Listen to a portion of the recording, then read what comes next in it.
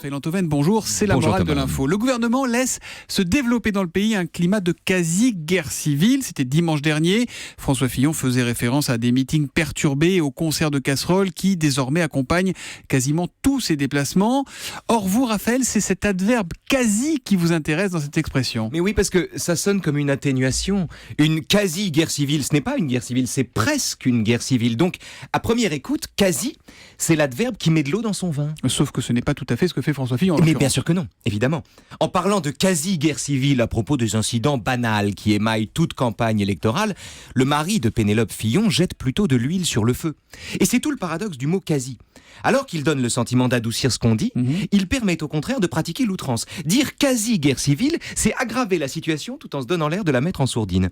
En feignant d'affaiblir ce qu'il raconte, le mot quasi libère la parole et autorise magiquement à dire n'importe quoi. En l'occurrence, à présenter, comme si la France était la Hongrie des années 50, une poignée de manifestants furax comme l'avant-garde de l'insurrection qui vient si l'État n'y met pas bon ordre. Ça veut dire qu'au lieu d'amoindrir une parole, quasi, dans ce sens-là, permet à l'inverse de pratiquer la surenchère, c'est ça ? Exactement. On en remet une couche. Vous vous souvenez du personnage de Nick quasi sans tête ? C'est dans Harry Potter, ça, Oui, non ? c'est dans Harry Potter. C'est le Je crois que vous fantôme- avez vraiment des références très larges. Mais écoutez, c'est très important Harry Potter. Et en particulier, Nick quasi sans tête, c'est le fantôme d'un sorcier qui a été décapité, mais dont la tête, parce que la hache du bourreau était émoussée, est encore reliée par 1 centimètre de peau et de tendons au reste de son corps. Un peu comme un distributeur de bonbons pèse, vous voyez ce que je veux dire ? Mais bien sûr, avec la tête qui s'enlève pour laisser sortir les petits bonbons rectangulaires, les pèses, moi j'adorais ça. Et ben voilà. Mais la Les tête pèses. s'enlève presque, Thomas. C'est ça qui est important. Hum. Pas complètement, ça change tout.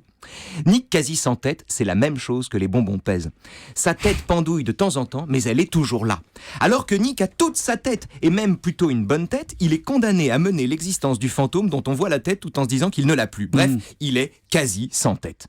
Or, pour en revenir à François Fillon et sa quasi-guerre civile, la France n'est pas du tout en état de guerre civile. Comme Nick n'est pas du tout sans tête. Mais dans les deux cas, le mot de quasi donne impunément l'impression inverse. Quasi, c'est le miel qui fait passer l'idée qu'on veut. On peut le mettre à toutes les sauces, l'assortir de mots hyper violents comme guerre civile qui marquent les consciences, sans pour autant qu'on puisse vous reprocher de les avoir employés. Avec quasi, on peut tout dire, puisqu'on ne le dit pas complètement. Et donc la morale de l'info ? Quasiment.